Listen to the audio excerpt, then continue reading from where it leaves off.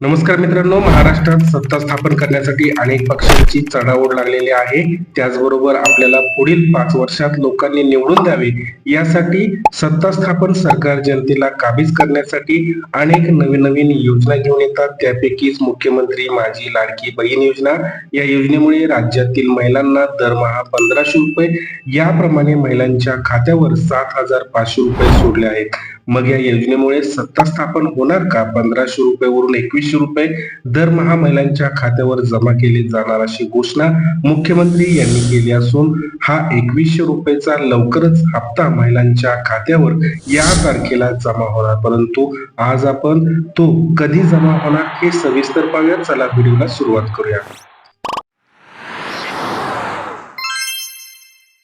राज्यामध्ये अतिशय महत्वाकांक्षा ठरलेली योजना म्हणजे माझी लाडकी बहीण योजना. या योजनेमुळे किंवा या योजनेअंतर्गत प्रत्येक महिलांच्या खात्यात 1500 रुपये सोडण्यात आलेत. असे एकूण 5 हप्ते 7,500 रुपये जमा केलेले आहेत. आता या महिलांच्या योजनेच्या 6व्या हप्त्याची प्रतीक्षेची वाट पाहत आहेत. परंतु 6वा हप्ता 1500 रुपये असून तो 2100 रुपये देण्यासंदर्भात माननीय मुख्यमंत्री यांनी मोठी घोषणा सभेत केली असून ते करून दाखवतो. आणि म्हणून लाडक्या बहिणींना 1500 वरून 2100 रुपये 2100 रुपये देण्याचं आम्ही या ठिकाणी जाहीर करतो. आपल्याला महिलांना कधी मिळणार या प्रतीक्षेची वाट पाहत आहेत. महाराष्ट्र सरकारकडून मुख्यमंत्री माझी लाडकी बहीण योजनेचा 6वा हप्ता लवकरच जमा करण्यात आलाय.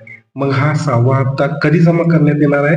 तर या संदर्भात राज्याचे जे मुख्यमंत्री एकनाथ शिंदे आहेत यांनी अशी माहिती दिली आहे की महायुतीचं जे काही सरकार आहे ते सरकार महाराष्ट्र राज्यामध्ये जर पुन्हा स्थापन झालं आणि स्थापन झाल्यानंतर लाडकी बहीण जी योजना आहे त्या योजनेचा 6वा जो हप्ता आहे तो 6वा हप्ता 2100 म्हणजे 2100 रुपये महिलांच्या खात्यामध्ये जमा करणार असून 30 नोव्हेंबर 2024 रोजी ही अंदाजित तारीख मुख्यमंत्री यांनी आपल्या मागील सभेमध्ये दिलेली आहे. त्यामुळे याच तारखेला जमा होणार का असं निश्चित सांगता येत नाही. अंदाजित त्यांनी तारीख दिलेली आहे. त्यामुळे महिलांच्या खात्यामध्ये या तारखेला पैसे जमा होणार आहेत आणि तो देखील 2100 म्हणजे 2100 रुपये हप्ता हा 6वा जमा होणार आहे.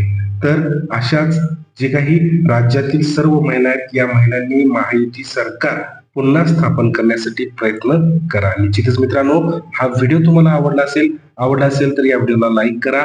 तसेच तुमच्या मनामध्ये काही शंका किंवा प्रश्न किंवा अडचण असल्यास तुम्ही मला कमेंट बॉक्समध्ये कमेंट करा. तर चला मग अशाच एका नवीन विषयावर नवीन व्हिडिओ घेऊन पुन्हा भेटूया. तोपर्यंत धन्यवाद. जय हिंद, जय महाराष्ट्र.